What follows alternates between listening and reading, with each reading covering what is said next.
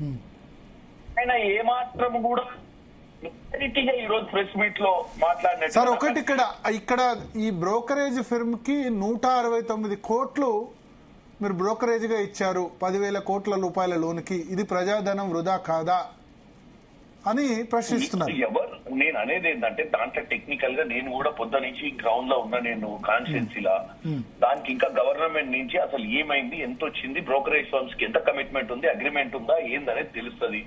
ఈ మహానుభావుడు ఇంత పెద్ద చిత్తశుద్ధి 7 కోట్ల రూపాయలు ఒకవేళ ప్రభుత్వం నుంచి చెక్ ద్వారా పోయిందా దేంట్లో పోయిందా ఆయన క్లారిఫికేషన్ ఇవ్వాల్సింది ఉండే. ఈయన 42 కోట్ల రూపాయలు ఈయన కేబినెట్ మీటింగ్ పెట్టకుండానే సొంత నిర్ణయాలు తీసుకొని మున్సిపల్ నుంచి పంపించినట్టు పంపించిర్రా మరి. అంటే ఆయనకు ఉంది కదా దాంట్లో గతంలో ఈయనకు మంచి ఎక్స్పీరియన్స్ ఉంది గవర్నమెంట్ ధనాన్ని ఎట్లా మిస్యూజ్ చేయాలనో. మరి కేటీఆర్ గారు మరి ఆయన చేసినట్టుగానే ఈ ప్రభుత్వం కూడా చేసిందని తెలంగాణ ప్రజలకు చెప్పాలనుకుంటే మరి టోటల్ క్లారిటీతో చెప్పాలి. ఇప్పుడు ఏదైనా అలిగేషన్ పెట్టే ముందు కానీ మీరు అంటే లోన్ విషయంలో ఎందుకు అంత తొందరపడ్డారు? 10,000 కోట్ల లోను దీన్ని మార్టిగేజ్ చేసి ఎందుకు తీసుకోవాల్సి వచ్చింది?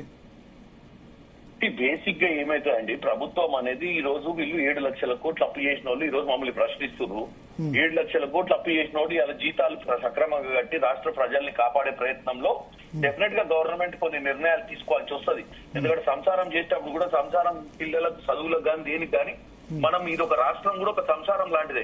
గతంలో వీళ్ళు 10 ఏళ్లు పాలించి దీన్ని అప్పులపాలు మిగులు రాష్ట్రాన్ని అప్పులపాలు చేసినటువంటి వీళ్ళు ఈ రోజు ఈ రాష్ట్రంలో ప్రజల బతుకులు బతుకు చేయాలన్న ప్రయత్నం చేస్తున్నటువంటి ఈ ప్రస్తుత ప్రభుత్వాన్ని ఏం చేస్తుంది ప్రభుత్వం అనేది, ఎంత చిత్తశుద్ధితోటి ఎన్ని పథకాలు ఇంటిగ్రేట్ వీళ్ళు కేజీటీపీజీ ఉచిత విద్య అంటే ఇవ్వకుండా ఇంటిగ్రేటెడ్ స్కూల్స్ కి 1,800 కోట్లు ఇచ్చినామన్నా, సన్న బియ్యం ఇస్తున్నాం, ఇవన్నీ పథకాలు చేసి వీళ్ళు ఎందుకు చేయలేకపోయారు?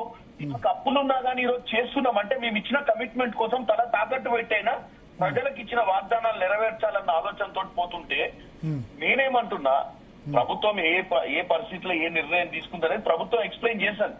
ఆయన చెప్పేదానికి ఆయన ఎట్టి పరిస్థితిలో ఇది కుంభకోణం అని ఇది ప్రభుత్వం ఏదో తప్పు చేసిందని చెప్పే ప్రయత్నం చేసినా అది నిజంగా ఏ విధంగా చెప్పలేదు అనేది నేను మాట్లాడేది. కేవలం విష ప్రచారం చేసినట్టే ఉంది తప్ప దాంట్లో గతంలో వీళ్ళు ఆక్షన్ పెట్టలేదా? హైదరాబాద్ సిటీలో 177 ఎకరాల ప్లాట్ల మీరు డియో పోలీస్ ఎవరా మీరు?